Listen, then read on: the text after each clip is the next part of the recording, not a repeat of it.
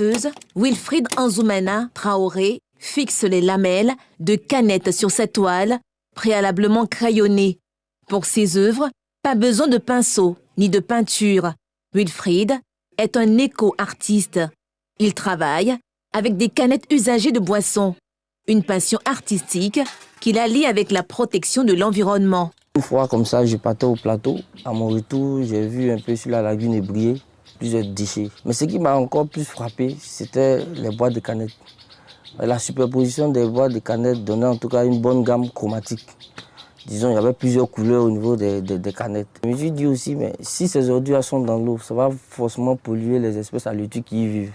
Donc pourquoi ne pas utiliser ces éléments pour pouvoir leur donner une seconde vie? C'est en 2015, alors qu'il est encore étudiant, que lui vient l'idée de travailler ce matériau. 6 ans après, le souvenir de la première œuvre est encore vivant dans la mémoire de l'artiste. Ma première œuvre avec les canettes, c'était un poisson. Mais avec les canettes, c'était un peu plus compliqué parce que pour avoir d'abord toutes les couleurs, c'est compliqué. Mais bon, quand j'ai fini, moi-même, j'ai écrit « Waouh !»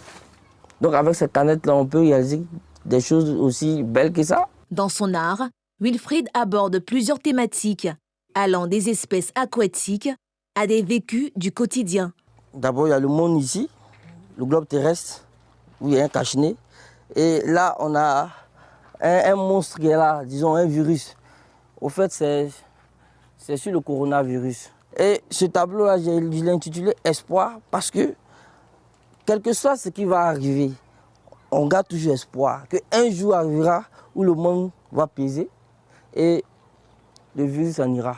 En moyenne, il faudra compter au minimum 4 semaines pour achever une œuvre. Mais le jeu en vaut la chandelle.